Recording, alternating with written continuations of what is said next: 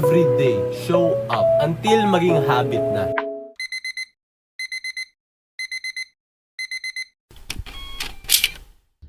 Morning.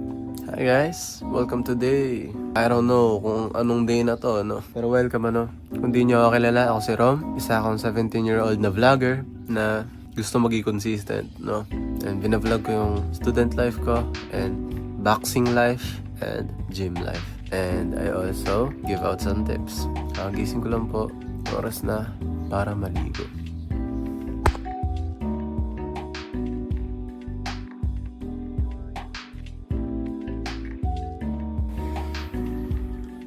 It's Ligo time!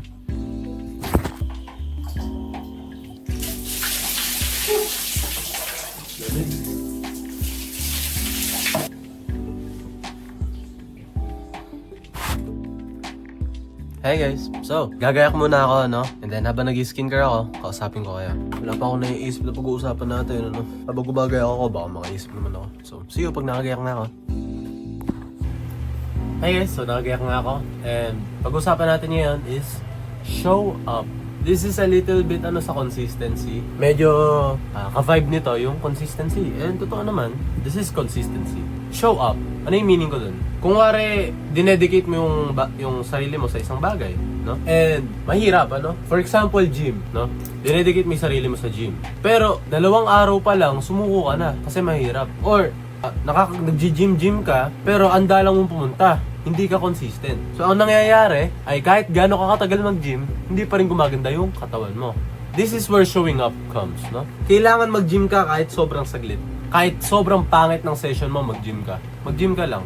Basta, itanim mo sa sarili mo na kailangan mo mag-show up everyday. Na kailangan mo pumunta everyday kahit hindi ganon kaganda yung workout mo, no? Kung maganda yung workout mo, good. Pero, if tinatamad ka, if wala kang gana, pumunta ka pa rin. Kahit saglit na workout lang, kahit 10 minutes workout lang, seryoso ako, okay lang. Basta nag-show up ka. Pero minsan, ang mangyayari niyan, pag nag-show up ka, gaganda pa yung araw mo, no? Gaganda yung workout mo. Kasi nandun ka na ano pa yung gagawin mo, no? Yung point ko is, mag-show up ka, no? Every day, show up. Until maging habit na. Until, sa sobrang dalas mo mag-show up, second nature na sa'yo. No? So, apakahalaga nito, no? Na pumunta ka, magpakita ka lang para maging consistent ka. Kasi, yun yung magiging pundasyon mo para maging consistent. Consistently good, no? Kahit bad workout, kahit pagod ka, just show up. Kasi yun yung magbibuild talaga ng foundation. Isa yan sa mga natutunan ko kay Kuya na ngayon ay nagagawa ko na. So, basta kailangan, kahit napakasama na pakiramdam ko, nagbablog ako. At least vlog lang. Kahit vlog na pangit lang. Basta I showed up. Consistent. Yun yung kailangan. Kahit ano mangyari, show up. Kahit pagod ka, show up. So yun lang, malilate na ako. Kaya dito ako natatapusin yung video. Pero napakasimple lang nun, ano? Kung isipin mo, madali nga lang eh. Sobrang dali lang. Kasi ang maiisip mo is parang kahit hindi maganda, basta pumunta lang ako, basta makapunta lang ako, okay na. Yun. Basta yun. I-build mo yung habit na yun. Basta i-build mo yung habit of showing up. Yun lang. See you na lang guys pag pababa na ako. And pag nasa kotse na ako. Bye!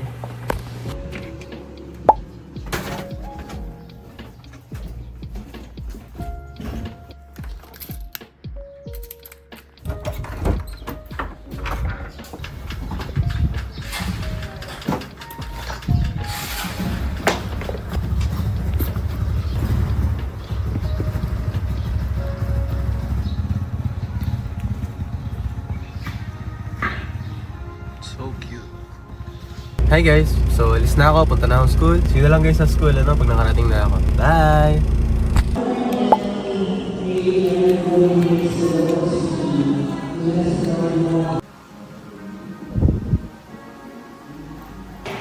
Uy!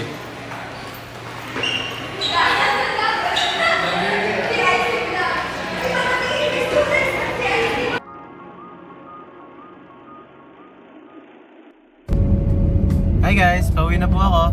So, hindi na ako nakikinig ng music tuwing nag-drive. Pinapakinggan ko na is podcast ni, hindi naman siya podcast, parang teachings ni Napoleon Hill. So, si Napoleon Hill is siyang very well regarded man. And sabi ni Kuya, pakinggan ko daw siya. Paulit-ulit yung same video for 1 month. That's just how I like it, no? I feel like there's something to that. sa sobrang dalas mo pinakinggan yung greatness ng words niya, baka ikaw mismo maging great, no? Tatry ko pong pakinggan siya for 1 month straight pag tuwing papasok.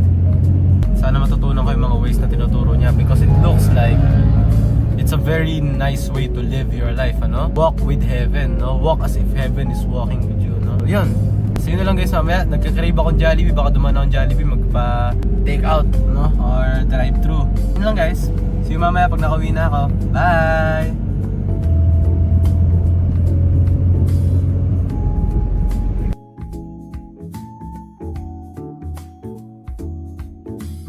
Hey guys, nakauwi na ako, no? And ito yung order ko. Chicken sandwich na barbecue. Sarap. Kain muna ako, palit damit, tapos edit ko na lahat ng gagawin ko, no? And mamayang hapon, mag-gym ako. Kaya naman yung school ngayon, no? Pretty eventful.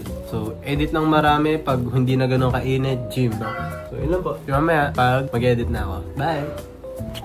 Hey guys, di pa rin ako nag-BBS, pero mag-edit na ako. Na-upload ko na lahat ng files, nakakain na ako at lahat. Yun, ano? Let's go! Edit!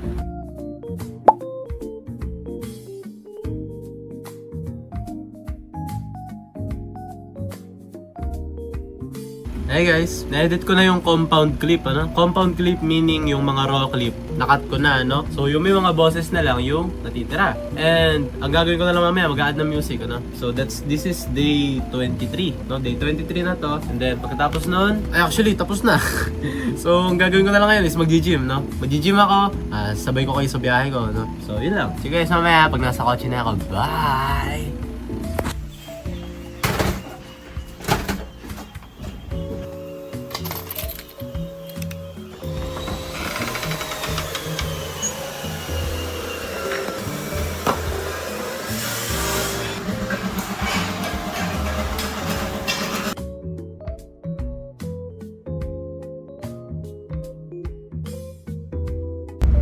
So, nasa gym na po ako and mukhang maraming tao, ano? Yan, no? Madami naka-parking. So, di ko alam kung makapag-video ko pero try ko mag-video kung kaya ko, ano? So, yun na lang guys. Bye!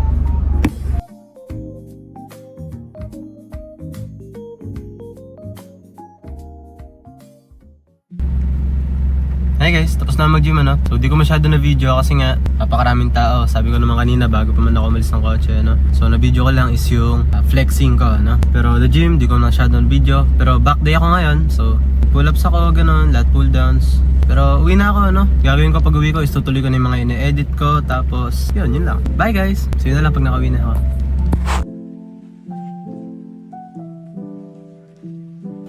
Hey guys, nakauwi na ako. Magluluto muna ang pagkain. Tapos, diretso ligo and edit na ulit, no?